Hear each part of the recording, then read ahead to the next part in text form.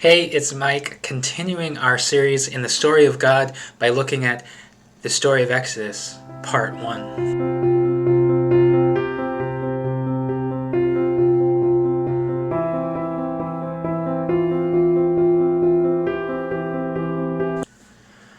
Jacob and his household have settled in Egypt, and there his family remains for a long period of time. And the family become exceedingly fruitful and begin to grow in number. They fill the land of Goshen in Egypt. And eventually a Pharaoh comes to the throne that doesn't know about Joseph or how Joseph had saved Egypt in the past. All he sees is this large group of people who aren't Egyptian within his borders, and he grows fearful. The Israelites have become far too numerous. If they decide to take over, they can take us out no problem, he thinks to himself. And so he decides that he must make a preemptive strike against them. And so to make sure that the Israelites don't take over, he decides to enslave them. And he puts them to harsh labor in building his city. But despite all this labor that the Israelites have, they continue to grow in number. And so Pharaoh decides to take even more extreme measures. He orders the midwives that help deliver the Israelite babies, that if the baby is a boy, to kill it, and therefore limit Israel's numbers. But the midwives refuse to do this, and they just continue to help the Israelite women give birth and let the boys live.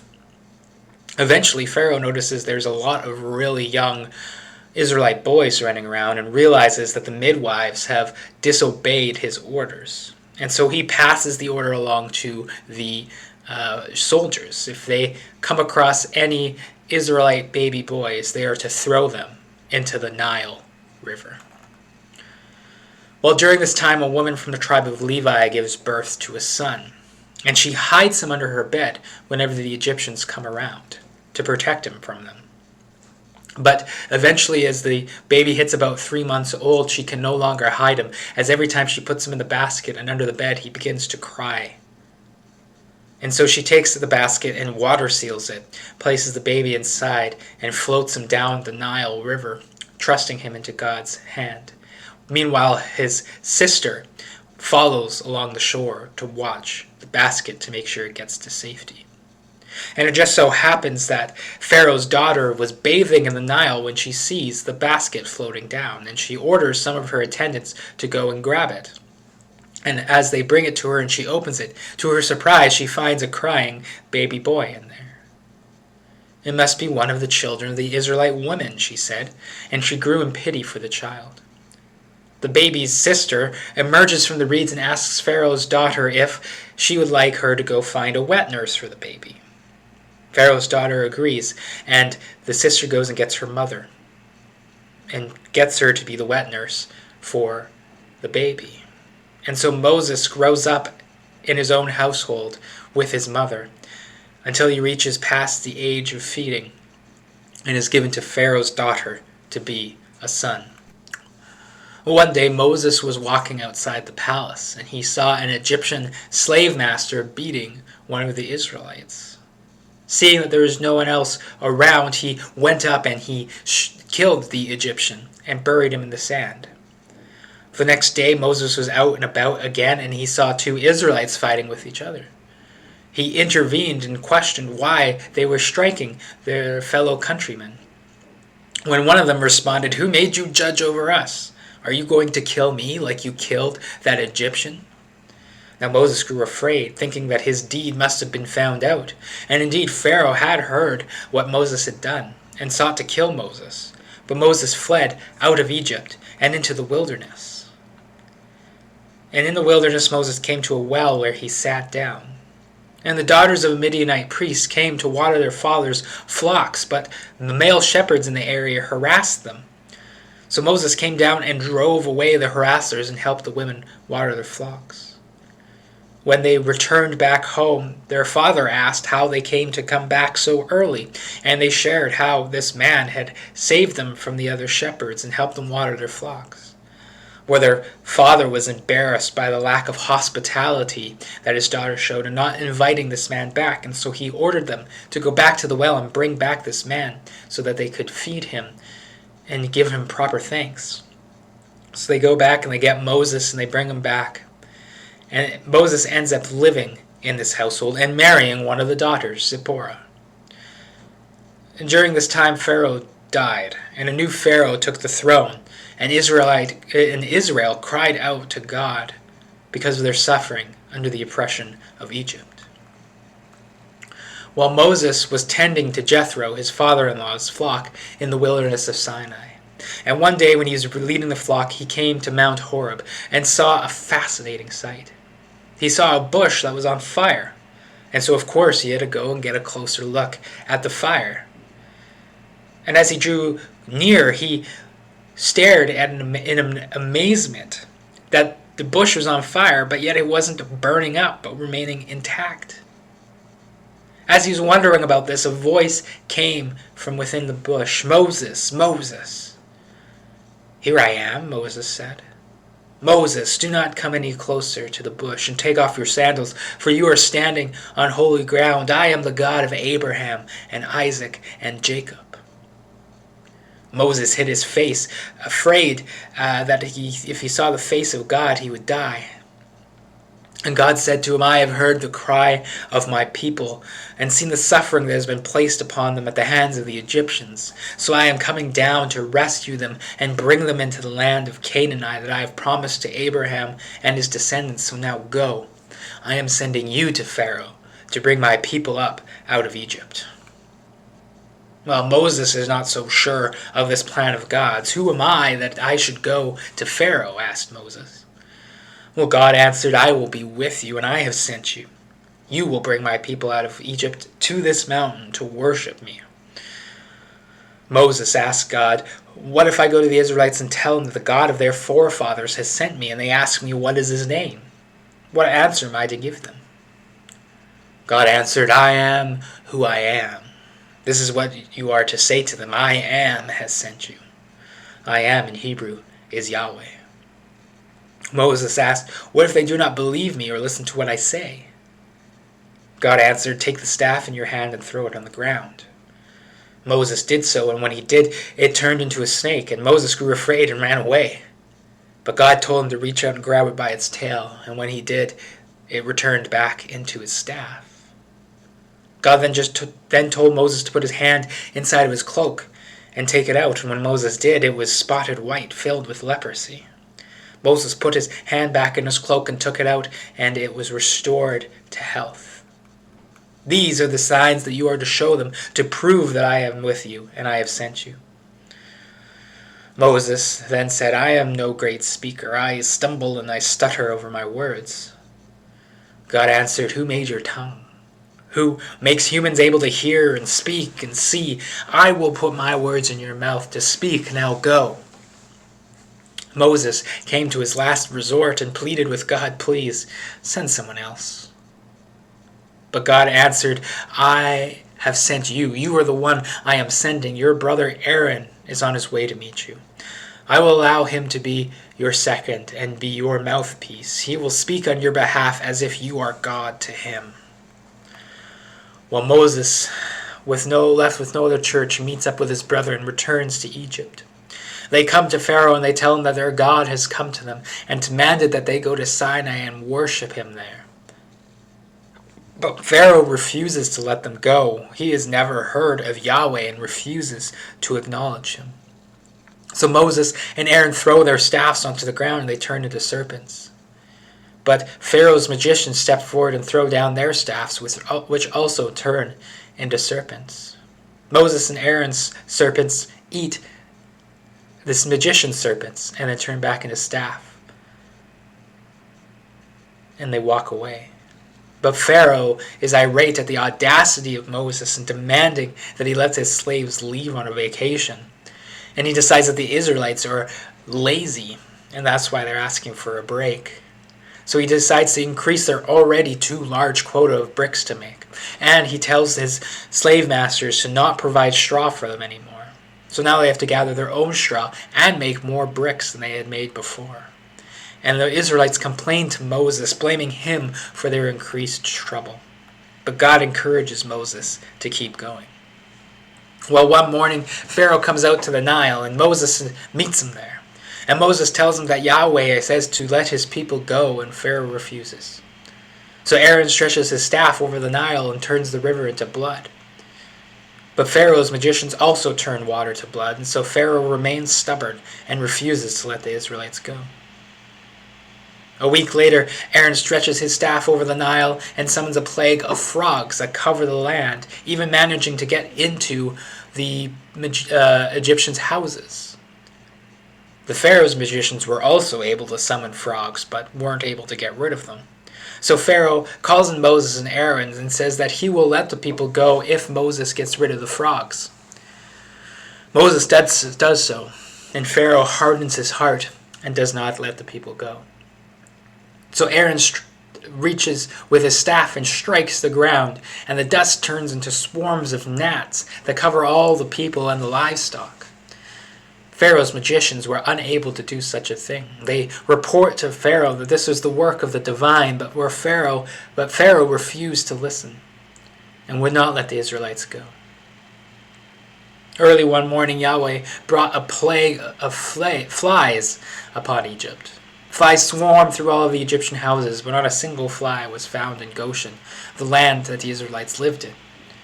Pharaoh tried to bargain with Moses and tells him to offer sacrifices to God here in the land, but Moses insists that it must be out in the wilderness of Sinai. Pharaoh relents and says that they can go. So Moses lifts the plague of flies, but as soon as he does, Pharaoh hardens his heart and refuses to let them go.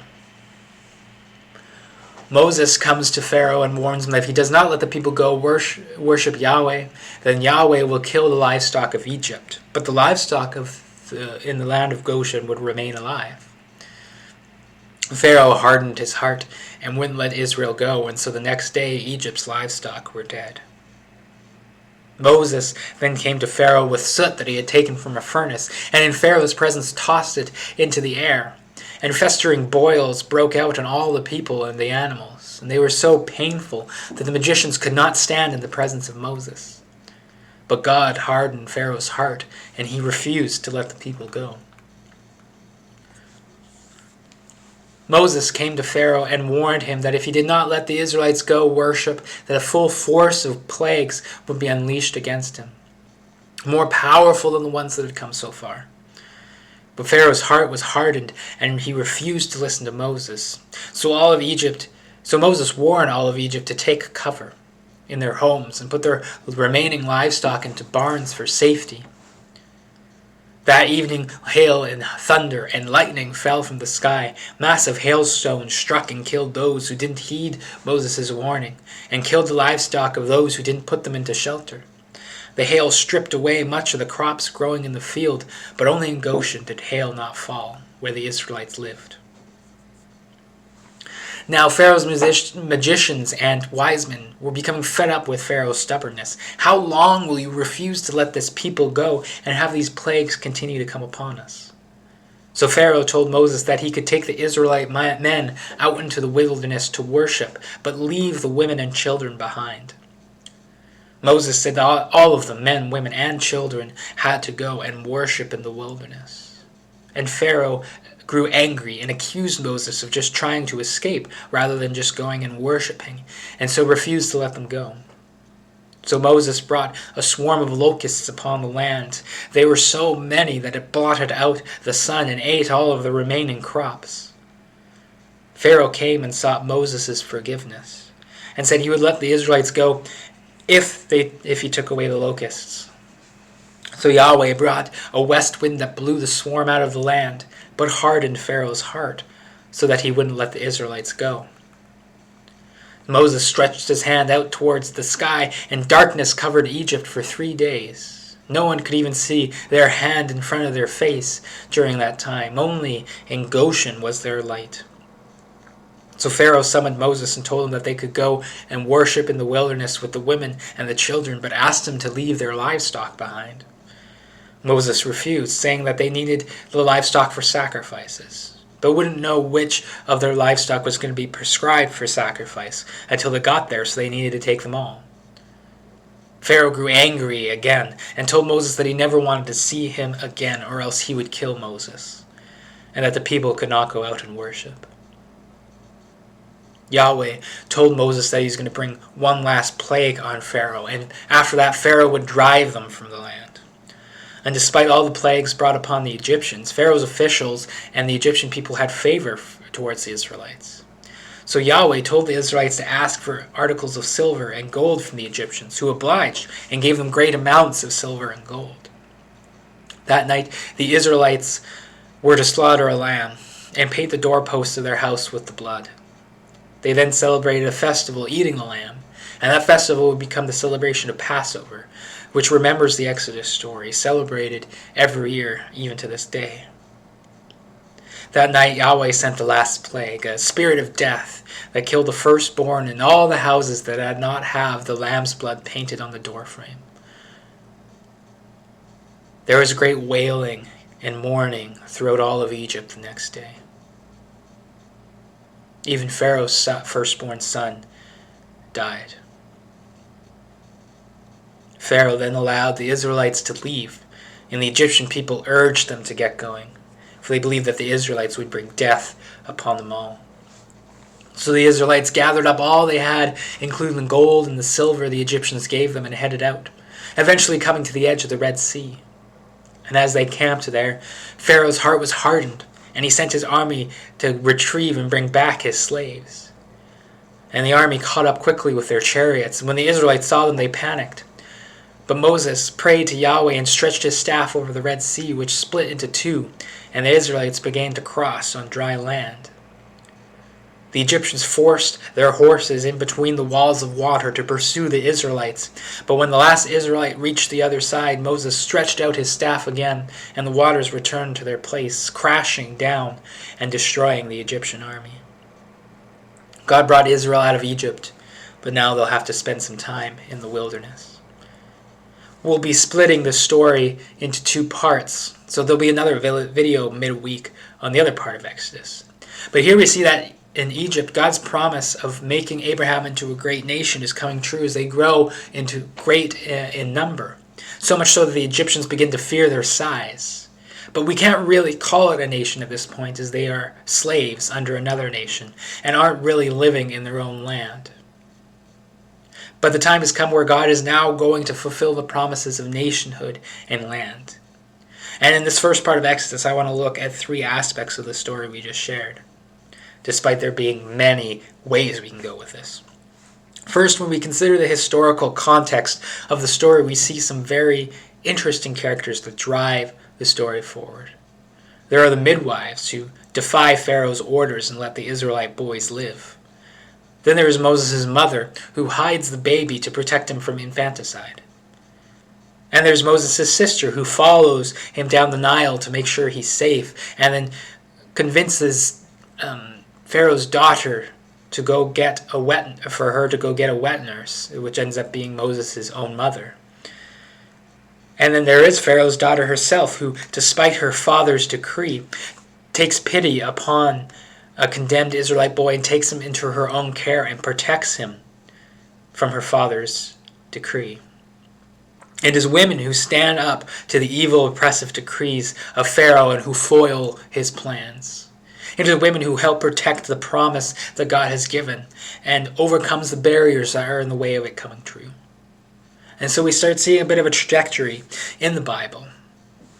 As in the fall, we see this curse of subservience of women to the men. But it doesn't have this final word, as already God is placing women and using them to further his promises. The Bible is already placing women in a larger role than most of the surrounding culture is. The second thing we see is the name that God chooses to reveal himself as. The name has connotations of I am who I am and I will be who I will be. And there's great beauty in this name and in the character trait that it reveals about God. He sees that Moses is very hesitant about the commission he has been given, primarily around Moses' own ability to carry it out. And so to the first question that Moses asks, who is he to go and approach Pharaoh, God assures him that he will be with him. And the second question of what name and what if the people don't believe him, is again a reassurance of God's presence with him in the answer. He reveals his name to be Yahweh, I am who I am. John Goldingay says that Moses asks after God's name. Yahweh responds by providing not a label, but a theology, which commentator Victor Hamilton explains by saying, that is to say, God will always be there for his people in a distant Egypt too, even if that divine presence is questioned and imperceptible. God, in revealing his name to Moses, is saying, I will be what I will be, and I will be what I need to be for you. His name assures him that God will be with him and will be what Moses needs him to be in those situations. Yahweh is a God who in his great love and mercy is what we need him to be. Not what we think we need him to be, mind you, but what we truly need him to be in our lives. Yahweh continues to show Moses this through his questioning, through Moses' questioning, by showing him signs he can perform through him, and finally by giving him Aaron as his mouthpiece, giving him what he needs and being what he needs him to be. Finally, a word on the hardening of Pharaoh's heart. We can think that God is being harsh with Pharaoh.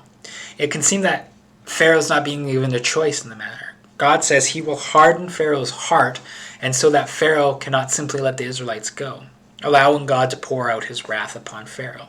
And this seems very unfair and unjust on God's part. But when we look at the narrative, this actually isn't quite the case of what happens. For the first 3 of the 10 plagues, it says that Pharaoh hardened his own heart. The stubbornness was Pharaoh's choice. The next 3 plagues say that Pharaoh's heart was hard or unyielding, implying that this was because of Pharaoh hardening his own heart with the earlier plagues. It's not until the last 3 plagues that says that God hardened Pharaoh's heart. And God doing so is likely is similar to how he dealt with Adam and Eve in the fall. Adam and Eve had chosen to be completely independent from God by eating the fruit, and so God gave them over to their choice and removed them from their garden and made them unable to come back. Pharaoh chose to harden his heart and persecute these Israelites, and so God gave him over to his choice to have a hard heart that only the death of his firstborn could break. And even then, only for a few days until it was hardened again and he decided to chase down the Israelites. So the focus that we can draw out of this story, one of the many focuses, but the one that we will today, is that God is a God who is who we need him to be, but only if we choose to allow him to be so. If our choice is to ignore him or to go it out on our own, then he does not force himself into our lives, but gives us over into the decisions we have made. If we choose to follow God, we have a God who is who he will be and will be what we need him to be.